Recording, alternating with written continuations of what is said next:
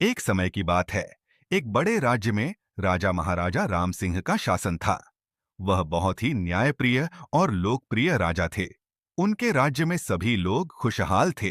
एक दिन राजा साहब को एक रहस्यमय पत्र मिला, जिसमें लिखा था कि राज्य के सबसे बड़े खजाने में एक बड़ा ही मूल्यवान हीरा छुपा हुआ है, जो किसी को नहीं पता।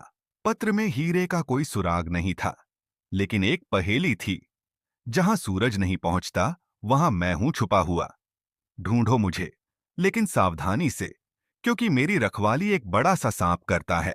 राजा साहब बहुत उत्सुक हो गए और उन्होंने अपने सैनिकों और मंत्रियों को बुलाकर इस पहेली को सुलझाने की जिम्मेदारी दी। सभी ने अपने अपने तरीके से पहेली को समझने की कोशिश की, लेकिन कोई भी सफल नहीं हुआ। एक दिन एक छोटे से लड़के ने, जो राजा के महल के पास रहता था, राजा साहब के पास आकर कहा, महाराज, मैं इस पहेली को सुलझा सकता हूं। राजा साहब ने उसे मौका दिया।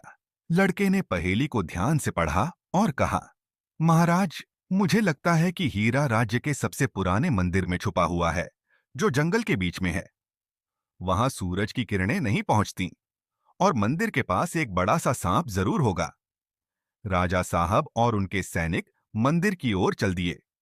वहां पहुंचकर उन्होंने देखा कि सचमुच एक बड़ा सा सांप मंदिर के पास बैठा हुआ था। सैनिकों ने सांप को हटा दिया और मंदिर के अंदर गए। वहां उन्होंने एक छोटे से बक्से में वह मूल्यवान हीरा पाया। राजा साहब ने लड़के को इनाम दिया और कहा, तुम्हारी बुद्धिमत्ता और साहस ने हमें यह हीरा दिलाया है। तुम हमारे राज्य के हीरो हो। उस दिन से लड़का राजा साहब का सलाहकार बन गया और राज्य में सभी लोग उसकी बुद्धिमत्ता की प्रशंसा करने लगे। कहानी का अंत यहाँ नहीं होता। राजा साहब को एक और पत्र मिला, जिसमें लिखा था कि यह हीरा तो एक शुरुआत है। अभी और भी कई रहस्यमयी चीजें राज्य में छुपी हुई हैं। क्या आप जानना चाहते हैं कि आगे क्या हुआ?